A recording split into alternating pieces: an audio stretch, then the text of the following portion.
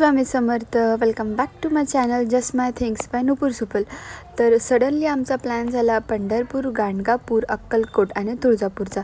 तर पहाटे 5 वाजता आम्ही निघालो पंढरपूरच्या दिशेने आणि आता वाजले होते 7:30 पावणे 8 आणि आम्हाला लागली होती भूक.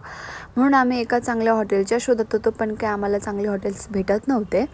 आणि असाच व्हिडिओ शूट करत असताना मला पप्पा म्हणले, आम्ही पण आहोत तुझ्या गाडीत, आम्हाला पण घे तुझ्या व्हिडिओमध्ये. मग असाच मी त्यांच्यावर हा कॅमेरा फिरवला आणि जरा भूषणची मस्करी घेतली, म्हणून तो थोडासा लाजत होता. जरा टामणे झाले आमचे. अँड देन आम्हाला एक हॉटेल भेटलं. ह्यांची टेस्ट छान होती. इनफॅक्ट त्यांचे शेफ आलेले नव्हते, बट तरी त्यांना जे जमत होतं ते त्यांनी आम्हाला बनवून दिलं. मग आमची ऑर्डर अशी होती, भूषणसाठी मेंदूवडा, काकांसाठी मिसळपाव, माझ्यासाठी, मम्मी पप्पांसाठी वडापाव. आमची ऑर्डर आल्यावर मी हा कॅमेरा पूर्णपणे भूषणवर धरला होता, कारण की तो थोडासा शाय आहे आणि तो घाबरतो की कोणी म्हणजे त्याला मी अशी धमकी दिली, तुझे फ्रेंड्सला बघणार, तुला हे बघणार, लोक काय बोलणार. मग तो तसंच लाजत होता, पण तरी मी काय हे नाही केलं. अँड देन त्याच्यावरच हा कॅमेरा धरून ठेवला होता. अँड देन आम्ही निघालो परत पंढरपूरच्या दिशेने.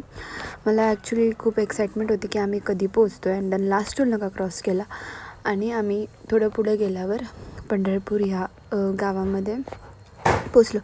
त्याच्यामध्ये प्रवेश केल्यावर तिथं अगदी सुंदर पद्धतीने वारकऱ्यांचे स्टॅच्यू होते आणि मंदिरापासनं पार्किंग खूप लांब असल्यामुळे, म्हणजे या मंदिरांचे पार्किंग मंदिरापासनं 2-3 किलोमीटर अशा अंतरावर असतात, त्यामुळे खूप चालावं लागतं. म्हणून काकांनी आम्हाला इथंच सोडलं आणि इकडनं ई-बाईकची सेवा उपलब्ध होती, म्हणजे जे वृद्ध, परत हँडिकॅप आणि गरोदर महिलांसाठीच ते देतात. मग त्या नंबरवर आम्ही कॉल केला आणि मम्मीमुळे आम्हाला पण त्या ई-व्हॅनची राईड भेटली. ह्याच्यात बसून खूप छान वाटत होतं, पण जी चालत जाण्यात मजा आहे ना, ती ह्याच्यात नाही. म्हणजे कसं चालत जाताना आपण कसं सगळ्या 4 गोष्टी आजूबाजूला काय नाही आहे हे बघत जातो, म्हणून तिकडं थोडंसं मला वाईट वाटत होतं. पण काय आता ठीक आहे. म्हणून आम्ही निघालो आणि आमचे जे ड्रायव्हर काका होते, जे काका ड्राईव्ह करत होते, ते काका येत होते, म्हणून आम्ही त्यांच्यासाठी इथं वाट बघत थांबलो. आम्ही इथं उतरलो.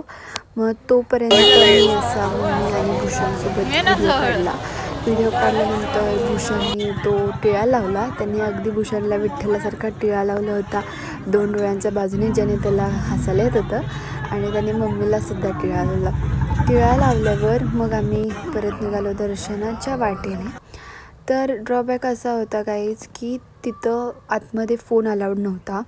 म्हणजे आम्ही फोन बाहेरच ठेवला होता, कारण की आतमध्ये फोनच अलाउड नाही करत आहे, म्हणजे चेक करतात फोन आहेत का नाही आहेत. मग इथंच एका ओळखीच्या जो स्टॉल होता तिथं आम्ही फोन ठेवून दिला. तोवर एक काका येत होते.